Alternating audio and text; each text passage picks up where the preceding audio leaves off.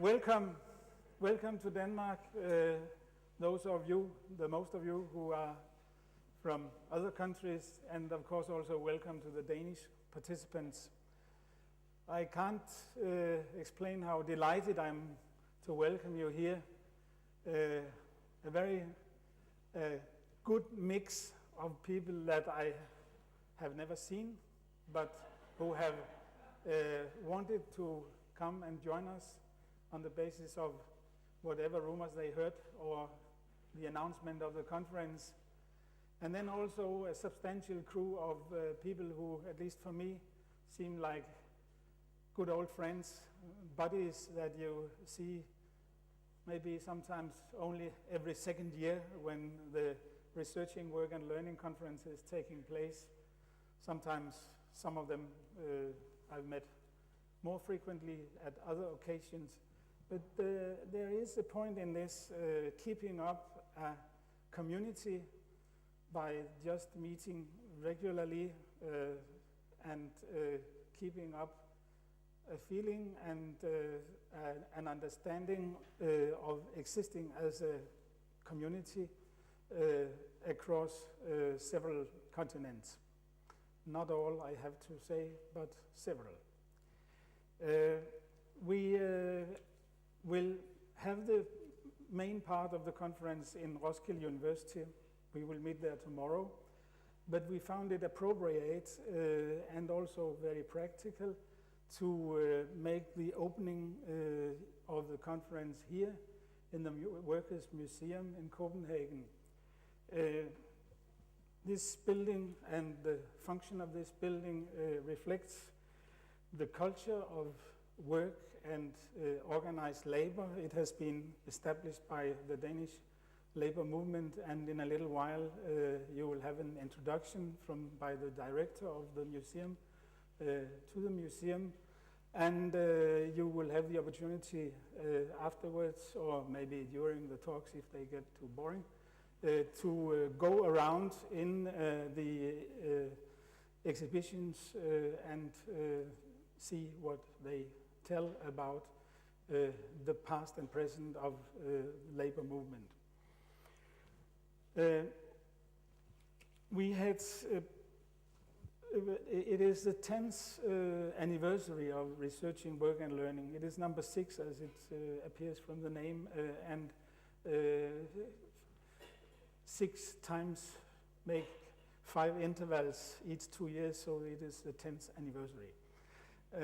And for this reason, we thought it was time to take stock, to see what have we done. This is very much bringing together of people from quite different domains and disciplines, and also all over the world. So it could be reasonable to measure what has happened in this time with the intentions that we had when the conferences started. And for this reason, we invited one of the founding fathers, Keith Forrester from Leeds, who established, together with other people in Leeds, the first conference, and established the networks which took it forward, to come and tell how he saw this development.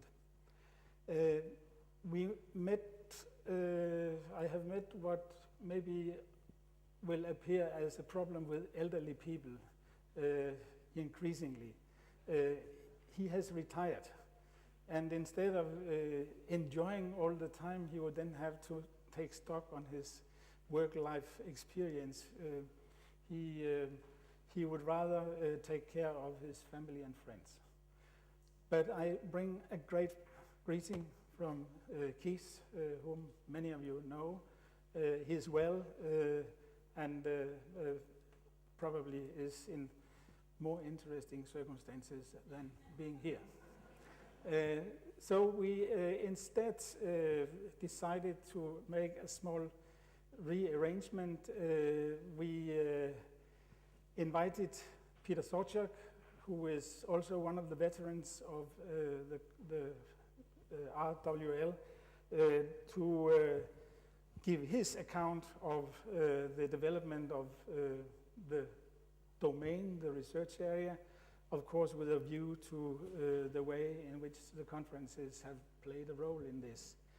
And Peter will do this in a minute, and I will afterwards say something about, in a way, when you organize a conference in such a series, of course, you also take stock. We have tried to consider what would we like to bring into this emerging field, and I will say something about that afterwards.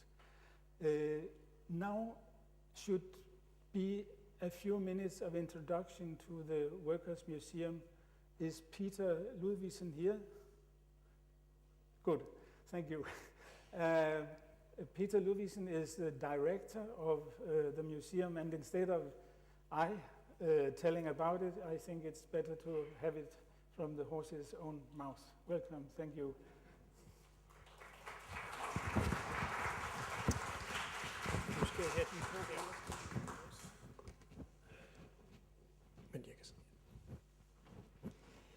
Well, I would like to welcome you to the Workers' Museum. We are very modest here, so it's probably the best in Europe.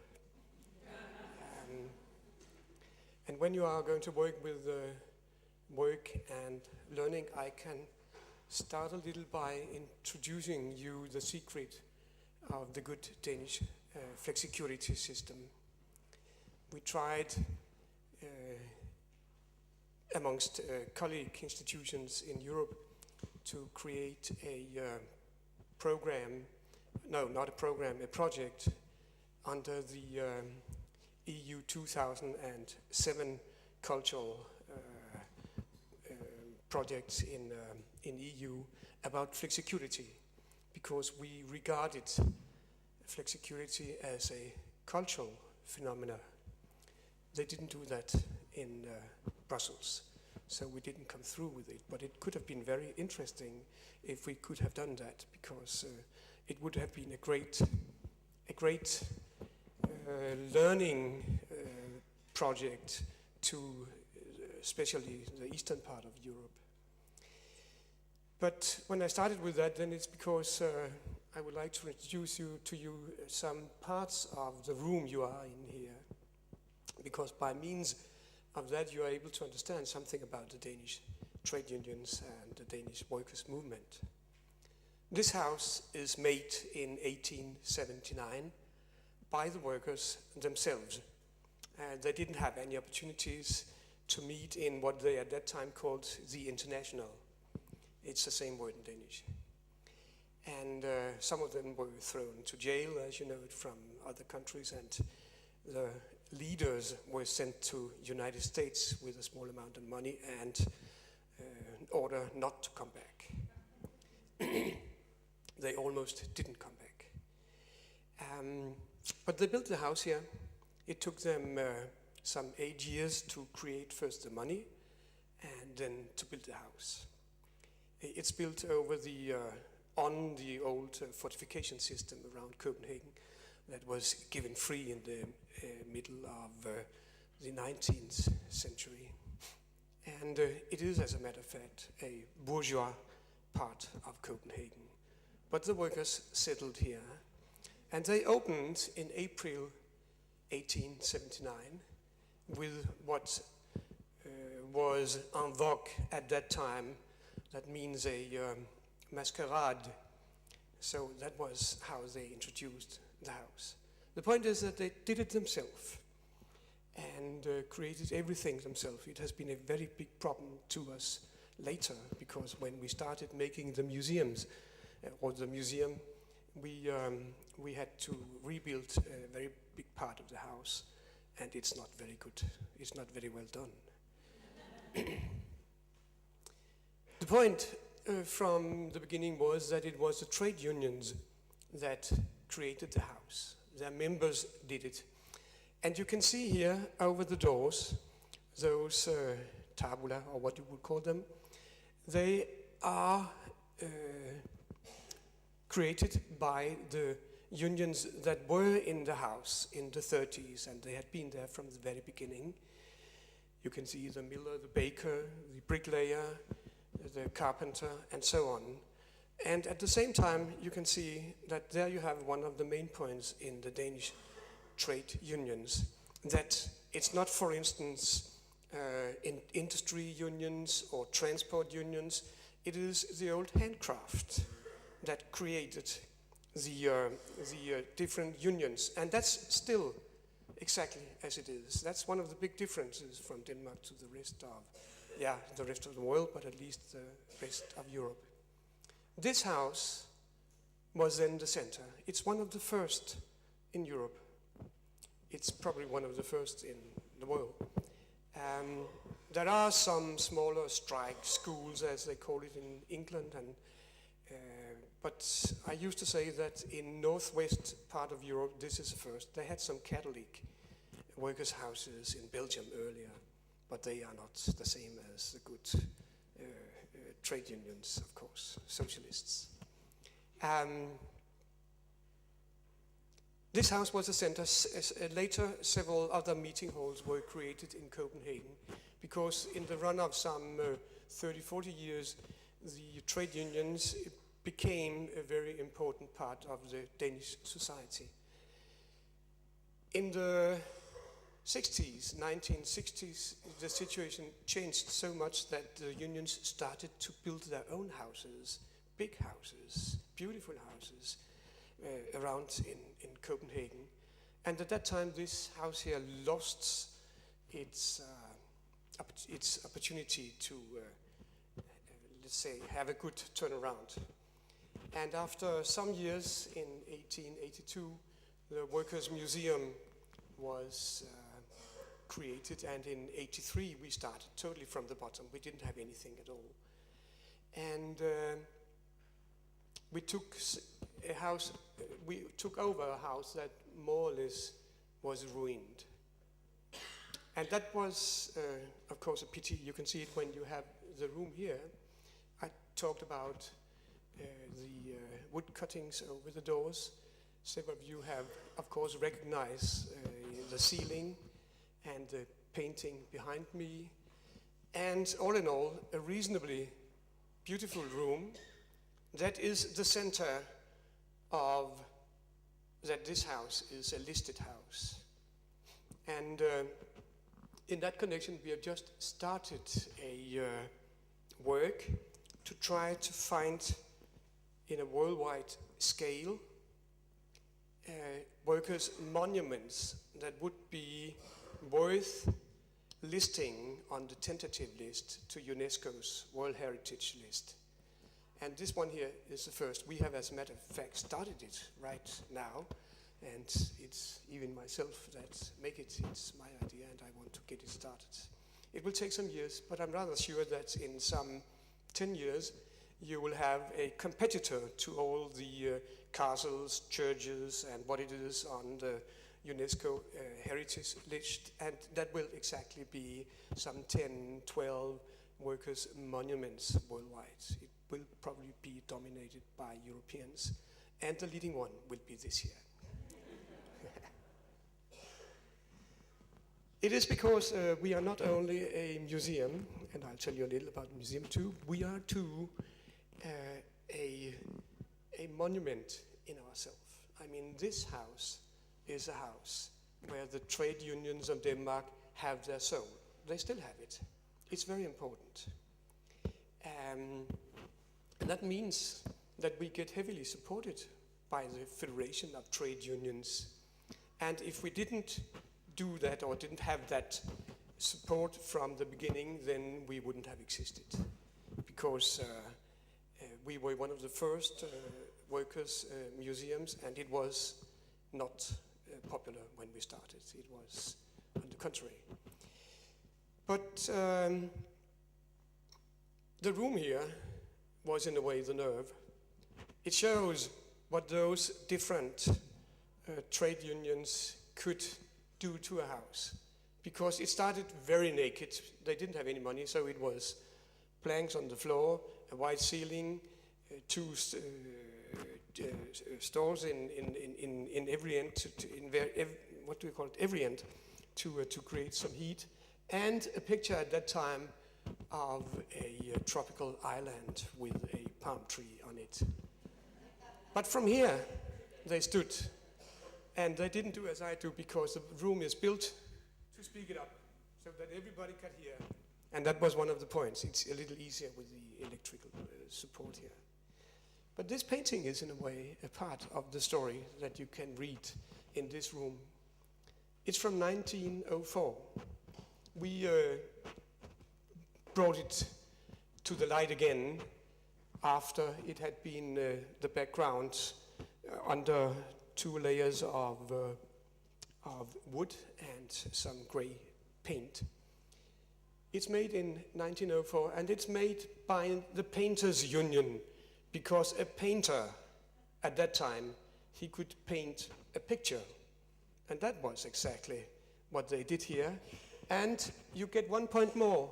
It was in the beginning of the industrial part, of the industrial development in Copenhagen. And where did they get the workers from? From the province, of course. I mean, they were not here in the town. They came from Jutland. And those painters who came here, they painted their childhood. So they made a good picture of the middle part of Jutland, because that type of houses are very characteristic to that. And then they, by the way, had some fun too, because you can see here that they just placed a cigar and a matchbox just to make fun. You can at the same time see that some of them are clever. The pilaster is much better than the granite at the bottom. And the whole room is, through the 1890s and up to World War I, created by union after union. Some could do that, some could make a good ceiling. It's of course from Bohemia, and that means from that time it was from Austria-Hungary. And we restored it in 1985, 2 years after we began.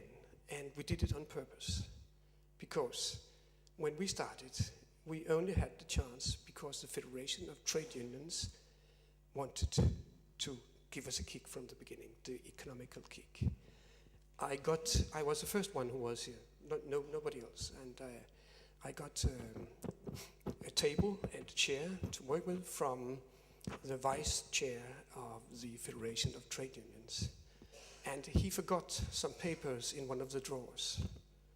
And that was the papers about the Workers' Museum, by coincidence.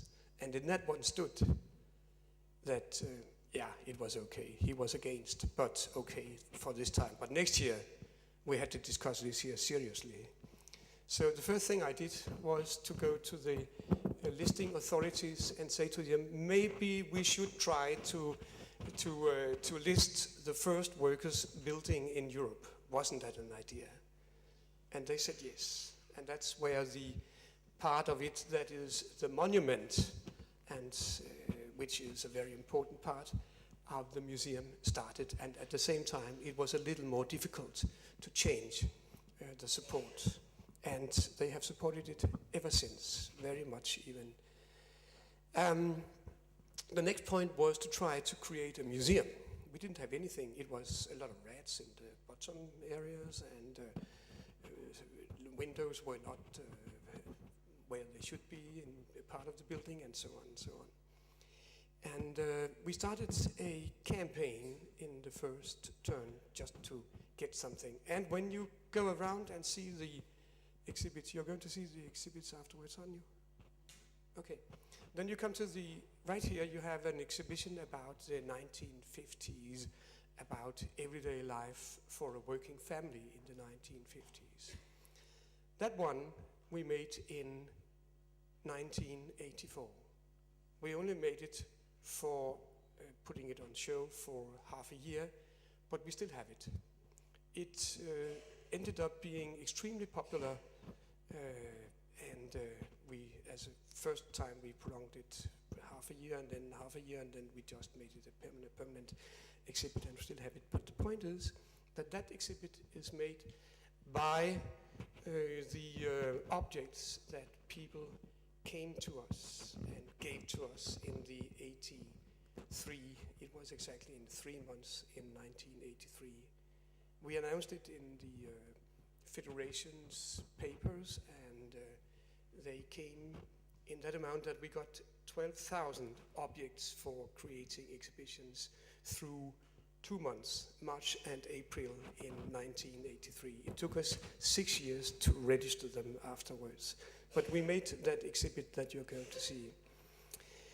We have developed from one person in 1984 to being something around 40 persons that are working here now. And we are now as well a museum as an archive, because the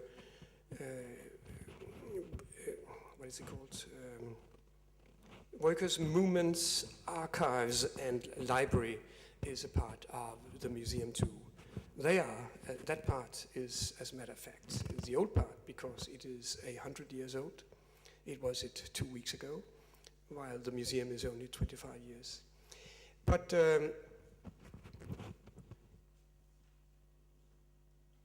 we succeeded very fast being a popular museum. It's one of the best PR you can make as a museum is what we call from mouth to mouth. And that worked extremely fine. So it means that we now have some 120,000 guests a year. 15,000 of them, they come from the secondary schools and primary schools, and around 25,000 come here in some kind of educational connection.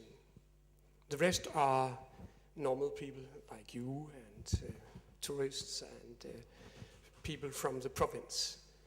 The funny thing is that our part of guests from the province is higher than the National Museum. So we are in a way more national covering concerning guests than our National Museum, which is situated here in Copenhagen too. We too work international. I started by mentioning for you that we have tried to make a cultural project on the flexicurity model. Before that, we made another EU project on migration, work and identity. We made it in between 7 countries because we have created an organization called WorkLab, which is the International Association of Labor Museums.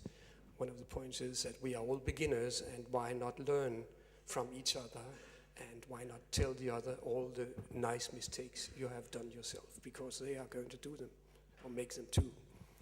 And that works very fine. It's of course most of all Europe, but we have 2 colleagues in North America and in Asia, but nothing in Africa and nothing in South America. I dare say that the museum you are in is a rather popular museum. It's not because I'm the director, but it's because we in a way have been at the right place at the right time, and came with the historical message in the right moment. And it has obviously been very, very popular in Denmark, in Sweden, in Norway, but too in the rest of Europe. We have around 10% of our guests. They are tourists from foreign countries. So that's where you are. When you walk around, then, and that will be the last, I think that I've used my time. Okay. Don't miss the 50s, especially not the living area. And don't miss the one layer up, because there we have our crown jewels. It's still a flat, but it's a flat from a lady who went to Copenhagen together with her parents when she was 15 years old in 1915. And she was sent by her family to the old people's house in 1990. And then they had the idea that the Workers' Museum, that was where they showed flat. workers' flats and that, so why shouldn't we ask the Workers' Museum if they would like the flat? And we got a total intact flat from 1915. And you can see that one on level 2.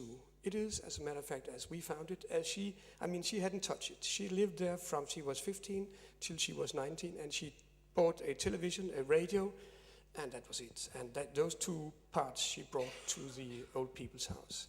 It's what I call our crown jewels in this house. So don't miss that part of it too.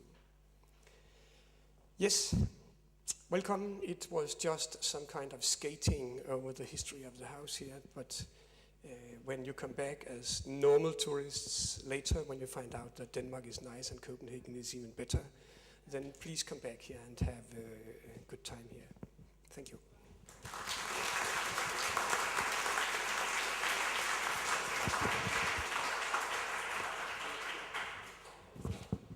Thank you, Peter. I would like to echo the encouragement not to miss. It is actually a particularly interesting museum, also in its formats. Will now give the floor to Peter Sobczak. How many of you here, I'm going to start off with an adult education ploy. How many of you here have been near a television in the last 48 hours? 48 hours, have you been near a television? Well, engaging with the programming of a television. Just really 3 people, that's interesting. Preparing your papers. Okay, well those 3 people will probably join me in saying that they know more about Michael Jackson now than they ever thought they would. What's that? Right, okay, the net. Yeah, I should have got with the 21st century.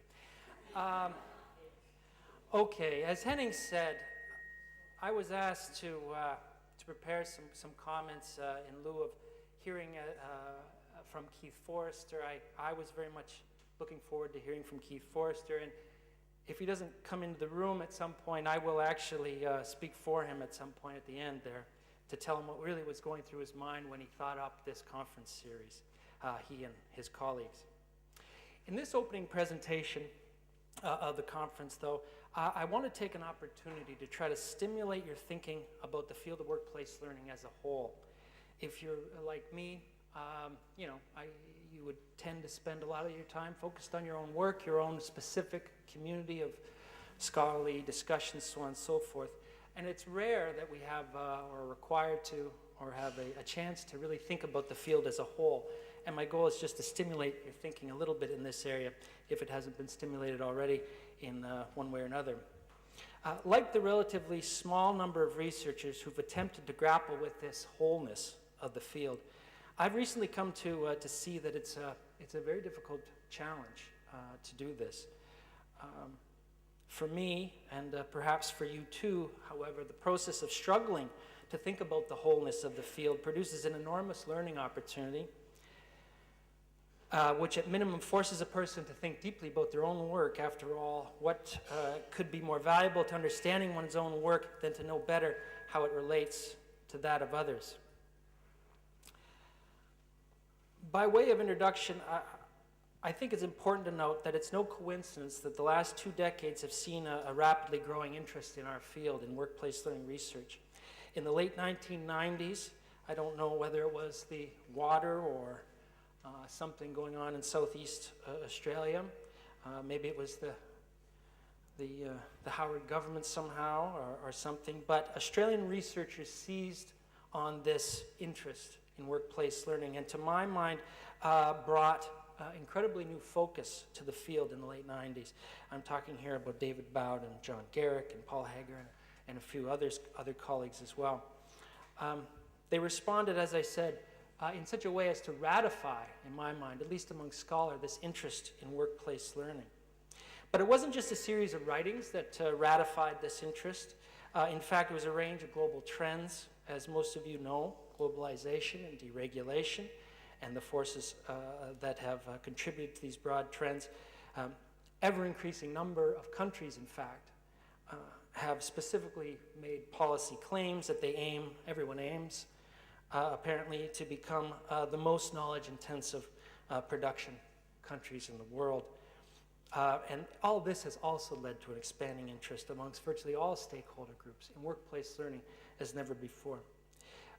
It's worthwhile noting in this context that it's troubling to see in this particular period of global economic downturn in the wake of destruction, it's doling out to the most vulnerable, and in particular in the context of the experiments in state intervention, at least in the financial arenas, that the questions of workplace learning have been left to one side as much as they have.